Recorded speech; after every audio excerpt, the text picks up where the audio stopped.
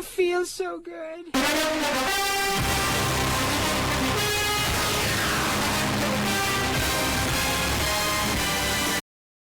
I don't know why we've committed to that bit, but we have. Welcome back to Bad Everything But Cheap Seats.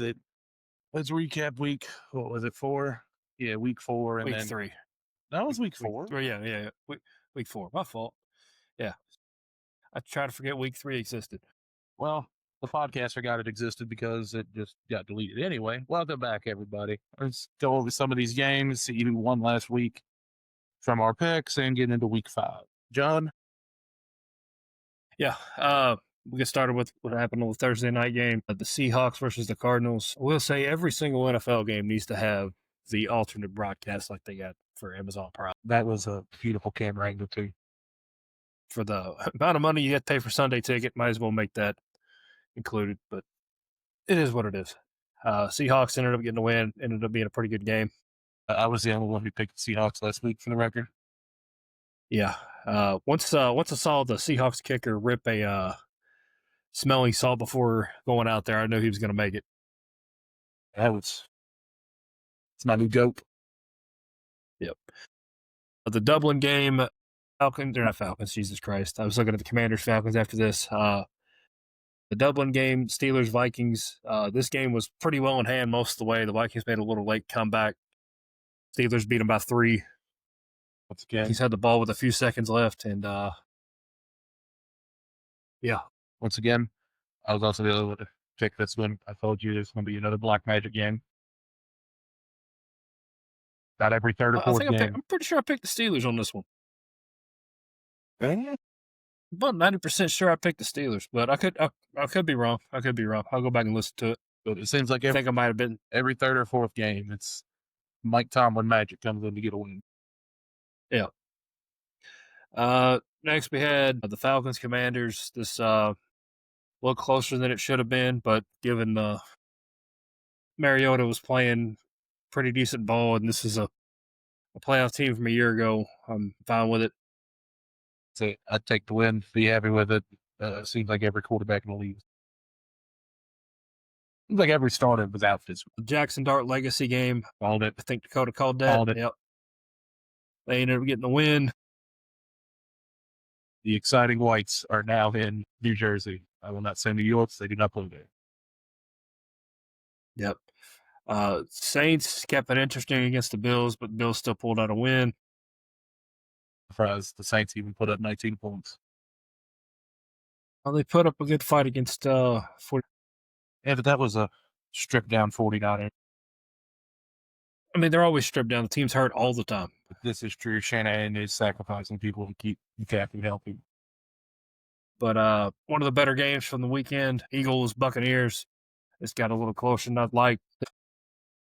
Colts Rams. I missed this one. How'd that one go? It should have ended up going to overtime if Adonai Mitchell doesn't fumble the ball at the 1-yard line running in an 80-yard pass. Daniel Jones looked like Daniel Jones that we knew. 2 picks and 4 total turnovers this game. I think the Colts are going to start playing like I expected them to now. The magic may be over. Yeah, it's just one game. We only lost by 7 on the road across the country. It's fine. It's fine. These have another brilliant hate watch. The Chiefs killed the Ravens. Dear God. This one was over in a hurry. There's no other way to put it, especially when Lamar went down early with a hamstring injury. We'll get more into that later when we go over that game, too, for this week. It was over while he was still in the game. This is true. That's the thing. It definitely got out of hand once he went down. But the Bears picked up a win. Ashton Jenney did go off, though. 200 all-purpose yards, 3 total touchdowns? Something like that, I think. The Michael Myers stance is back. Cowboys and Packers. I stayed up late to watch this game to make sure the Packers won. They didn't. This game tied. Should be illegal. I don't understand how this is the only sport in the world that allows a tie. Soccer. That's not a sport. If I wanted to watch a bunch of dudes run around for 90 minutes and not score, I would take you all to the bar. Not me, but go off. Go off. Well, we're retired, sir. It's the others. Jets, Dolphins. This Tyreek Hill got hurt. Really wasn't that great of a game, I guess. Jets did start a rally late. The Bears are what we thought they were. They're what we thought they were. We played. It's how I felt the whole game. Yeah. Then Broncos murdered the Bengals. Bengals desperately need a quarterback and an offensive line. I think they need an offensive line more than a quarterback. Joe Burrow's about to be the next Andrew Luck, and it pains me to say that. At this point, it would be best for his career to just ask for the trade as much as he wants to. Yep. But yeah, that was week 4. Now on to week 5. Dakota, go ahead and take us away. All right. This is in no particular order in the rundown of games. It's just what I got pulled up. So we're going to start with the Denver Broncos at the Philadelphia Eagles. Eagles being one of the 2 undefeated teams left in the league, the other being the Bills. The Eagles are only a 3.5-point favorite. Offensively, Denver is outproducing anything the Eagles thought about, but that the Eagles defense is holding strong. No major injuries really for either team, minus Dre Greenlaw, who's been on IR for a minute. And well, the Eagles have Lane Johnson as questionable, so that may, and Dallas got it, so that may kind of throw things in the Broncos' favor. The Broncos could arguably be 3-1. Yeah, but that's just, this Eagles team has something everywhere, even if they are missing Lane Johnson. This is true, but I'm also sick of Eagles fans, and personally, I will be taking the Broncos in this. I think they're going to come out and surprise them. I mean, it'll be close, but again, these cross-country games never fare well for the one that's traveling. So it's true. Oh, and since we didn't mention it, last week's picks, I won with 10. Mo had the least correct picks with 5. John came in second with 9. Ken in third with 8. I think the one I missed was probably the Vikings Steelers that I probably should have guessed right, but I picked the Vikings. I went had to think about where my head was at. I was thinking the Vikings are playing back-to-back games over there. They're going to get 1-0, but we'll get to that. Who you taking in this matchup here? How we feeling? Eagles. Alrighty. Next up, in a normal world would be an exciting matchup, but not so much right now, is the Niners versus the Rams. Rams are an 8.5-point favorite. With the stripped down 49ers team, you still have Brock Purdy, who's out, Juan Jennings, who's out, Ricky Purcell, who's out. As far as I know, George Kittle's still on IR, but I don't see him on the injury report because I'm pretty sure he'd be due back next week if my math is right. The way the Niners have looked right now, all I care about is McCaffrey getting his points, which he's going to do, but the Rams should probably run away with this one, who I still think is this week. Rams just beat a good Colts team last week, and they're at home again. They should thump the 49ers, so I'm going to take the Rams. But it is a short week and weird stuff happens. This is true. But they are the game tomorrow.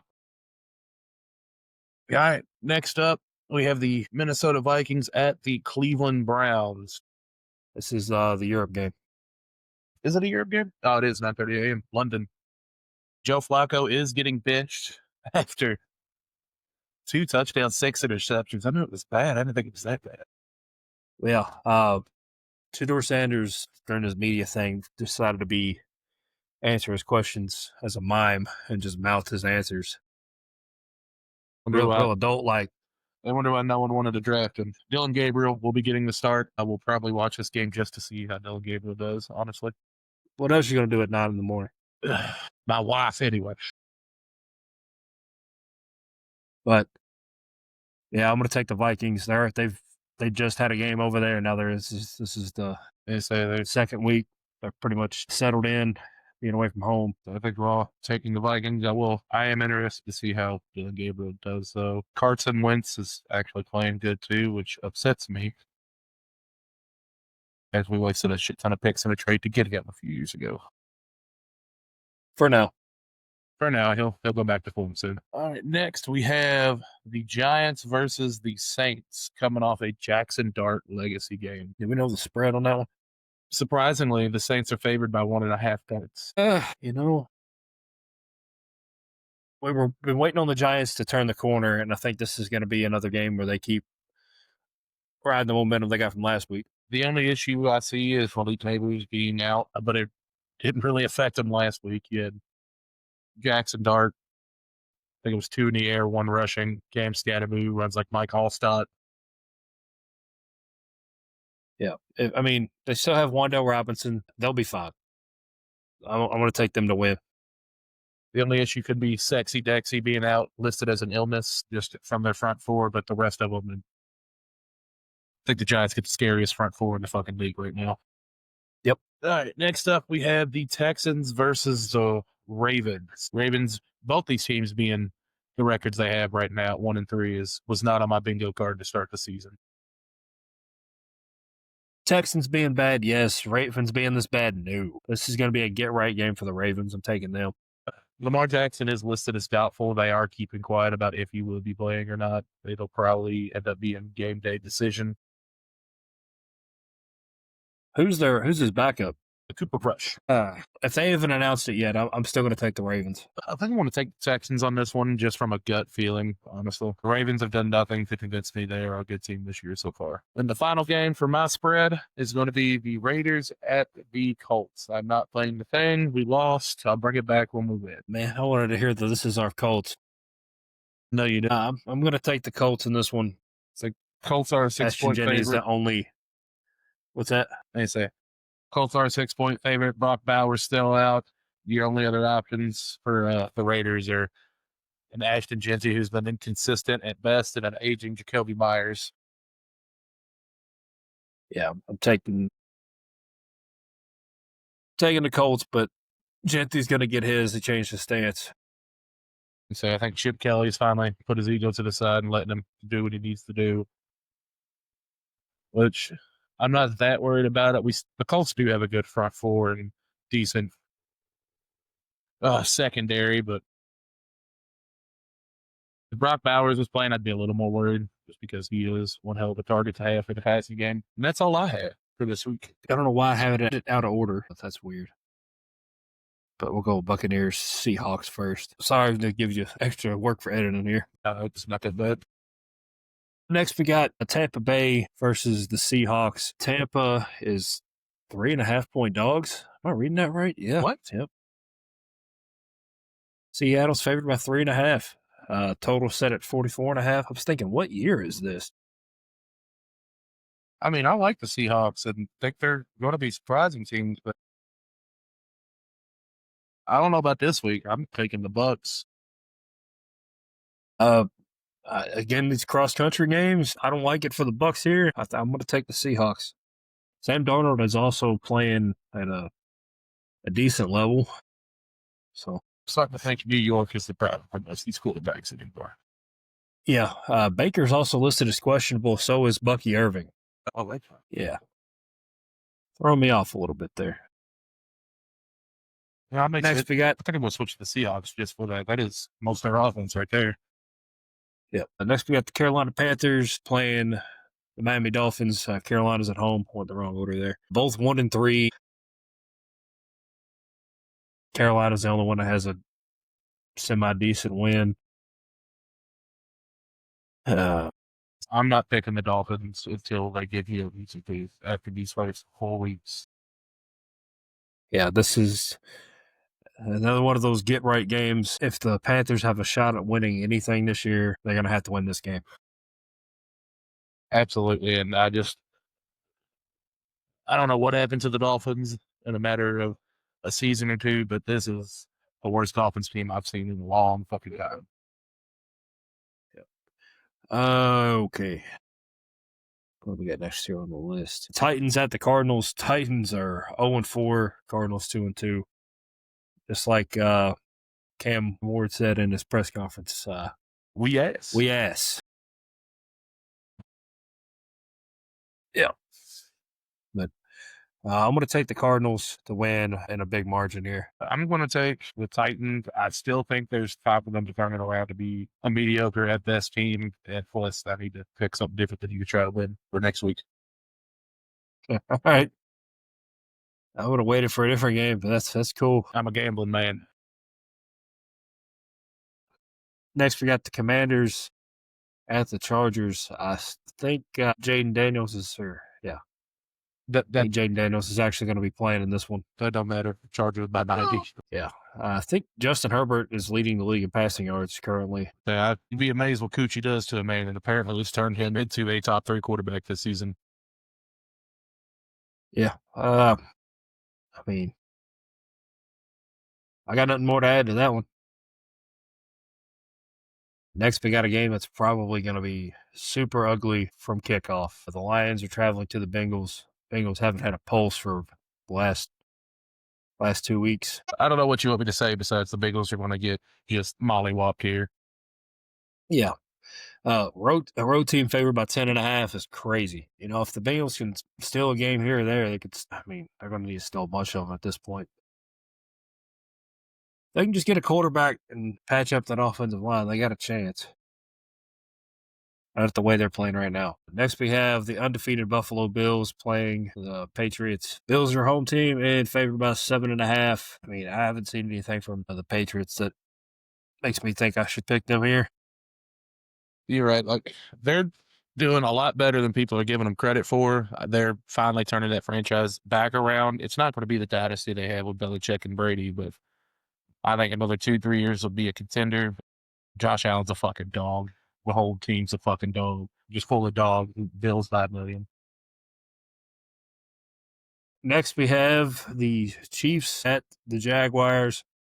The Chiefs are the road team and favored by 3.5. That's throwing me off a little bit. Jaguars have beat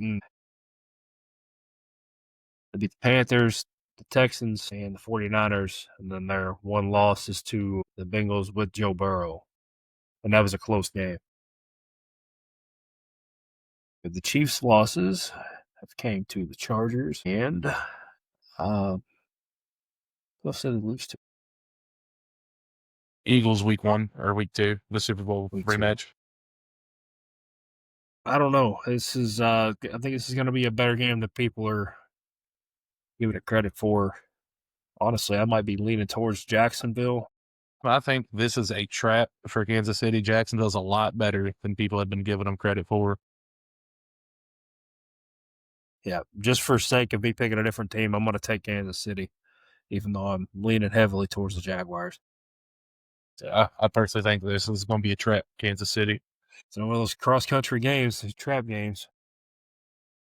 And it's on a Monday night. Jaguars hardly ever get these type of games where everybody's watching unless it's a an NFL Europe game. Yeah. But that's our picks for the week. Little wrestling reference mixed in there. Make sure you check out our wrestling podcast, Cheap Pop Wrestling Podcast. We are so happy. Everything's wonderful in the world of wrestling. It's a little short, sweet, to the point this week.